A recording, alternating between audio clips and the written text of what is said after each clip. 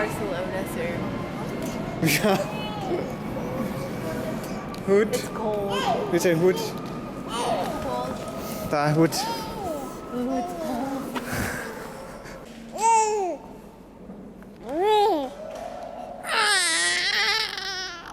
Een kiespijn. Olivia's face. Are you like upset because your head's not on right? It was a very bumpy trip. Just didn't like it. I was really scared. Good morning, guys. It's raining. Look at that weather out there. Ugh. It's terrible. So, yeah, we're back home. We're back in rainy Germany. It was so stormy last night. I'm having just some water with lemon this morning first. I'm not sure what we're gonna have for breakfast. I think we should have gone to the airport shopping place because on Sundays I told you guys nothing's open except at the airports. We really should have done a little bit of grocery shopping while we were at the airport.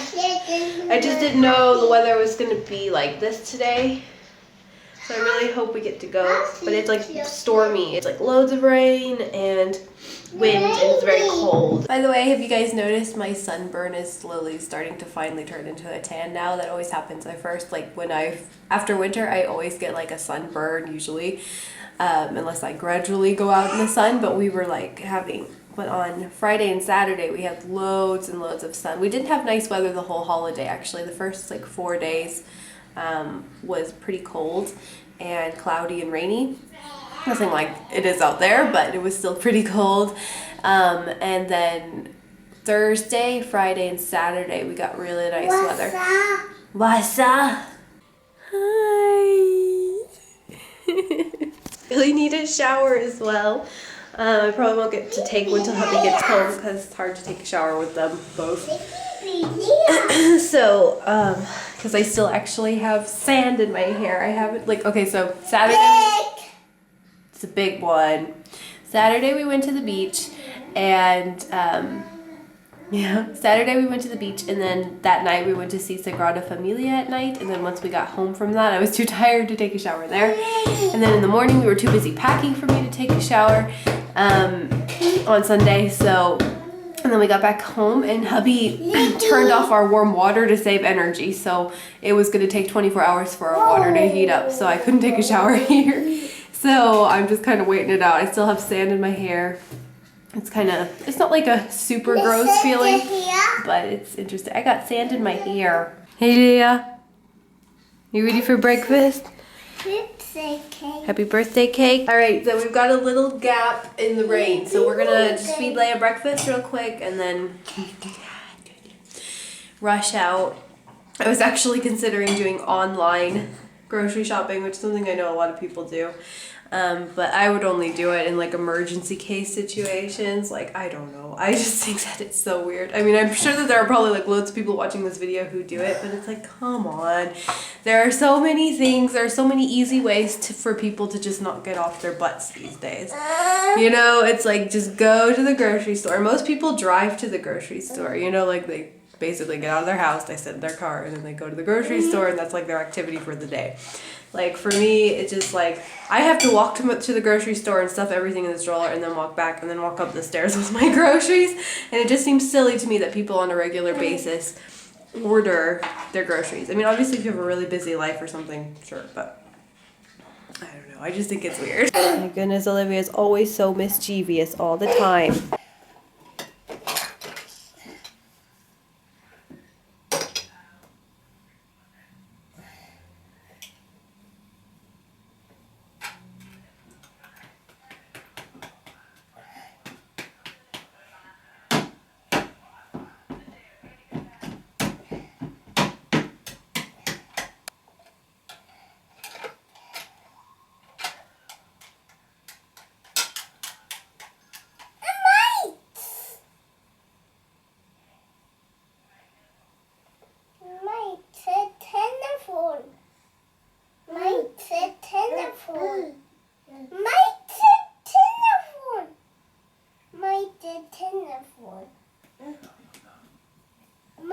a telephone.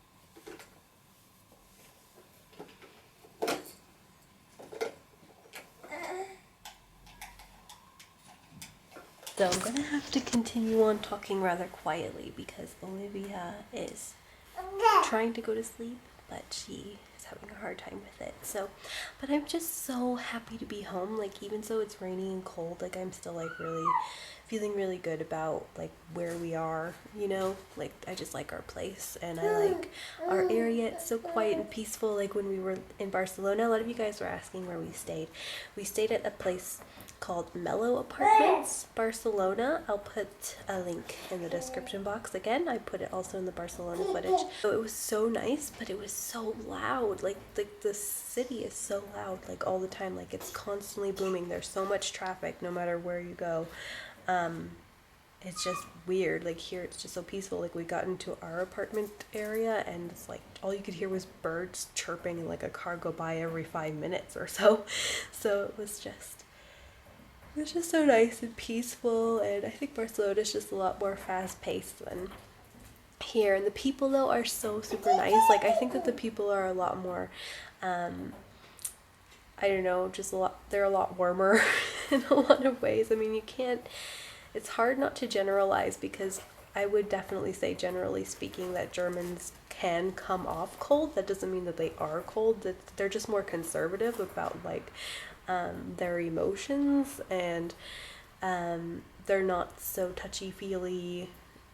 Yeah, so it's not, of course it's just a generalization, but you know, based on my experience moving from America to Germany, being here for 5 years, I would say that that's how the vast majority of the people are. It's not to say that they're not lovable. They definitely are very lovable. You just have to get to know them first. But yeah, in Barcelona, everybody was like really over the top friendly and nice and outgoing, and they love kids. Like it seems to be a much more family oriented place. Like people have a lot more kids. I noticed a lot younger families. I think Olivia's creeping out. She didn't nap.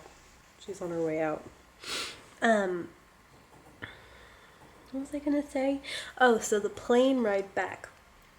Man, it was scary because like I was really scared about this flight because you guys know, I'm sure a lot of you know, it's pretty big news about the airplane that crashed in the French Alps from Barcelona to Dusseldorf. Yeah, apparently according to mainstream news, the guy committed suicide/murder, one of the pilots, the co-pilot, and decided to crash the airplane into the French Alps. There's a couple things that I find really weird about that story, and so does hubby, and a lot of other people too. Like there's just a lot of missing pieces to that story. So it's just kind of tricky, I think. I mean, I don't always believe everything I hear from mainstream news. As a matter of fact, I find that mainstream news is full of more bullshit than even the Facebook feed. People think that propaganda is something that ended. It's still going on. I really don't know if I believe it. I just find it weird. Like, why would somebody commit suicide and then kill 150 people and have this like idea he was going to do it, unless it was like an abrupt decision, and then wait for his wait for the main pilot to go pee half an hour into a 2-hour flight. It was not even a long flight. Why should the main pilot have to leave anyways? Like, I really want to hear the recording. I don't want to just hear what they heard. I want to hear the recording itself. You know, like, I'm not just going to sit there and believe something that comes from, especially since the recording ended up in France, because that's where the crash happened. And that's interesting because the airplane was a French-built airplane, but the airline was a German line. So if there was something wrong with the plane, then France would take the blame for it. The people who made the airplane would take the blame for it, so it would be France's fault, basically. But because it was something to do with the pilot, it is the German airline's fault. I think Germany should have gotten the recording since it was their airline. It just seems a bit strange that because the crash happened in France that the recording should go to Paris. So it's just interesting. I just kind of feel like there's obviously going to be lawsuits because people lost their families.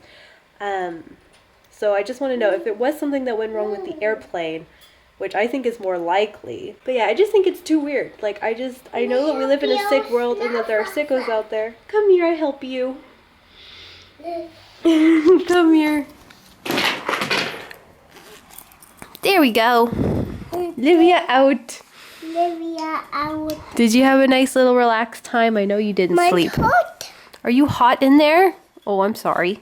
I don't think that it's like not at all like it's not a possibility what the mainstream says. I definitely, at first when I heard the news, I was like just like devastated, and I thought that guy was such a sicko. But when you look at a lot of the details, there's a lot of missing pieces, and there's been a lot of propaganda go out from different news sources. Like, one news source said that they think that they found something, the police think they found something in his house to plan the whole thing.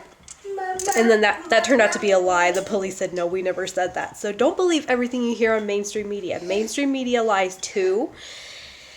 And I think there's a pretty good chance that there was something wrong with the airplane. There's actually been something that happened like that before with the airplane. Like, something about the temperatures made the airplane go down.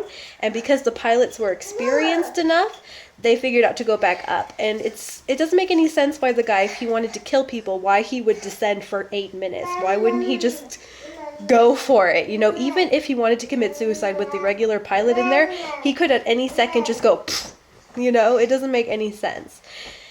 It doesn't make any sense. Plus, it's also a lie that you can't get back into the cabin doors. The main pilot could have been able to get in with a code. That was a lie too. There's too many lies going on here, and I don't like it. And it just freaks me out because I'm afraid of flying, and I don't like when there's dishonesty. And it's too suspicious. It's too fishy. Oh my goodness, it's already 11 o'clock. We are still so on holiday mode. Like, we are just not in a routine at all. So I'm going to brush my teeth, go to bed. I'm sorry this vlog was kind of weird and short.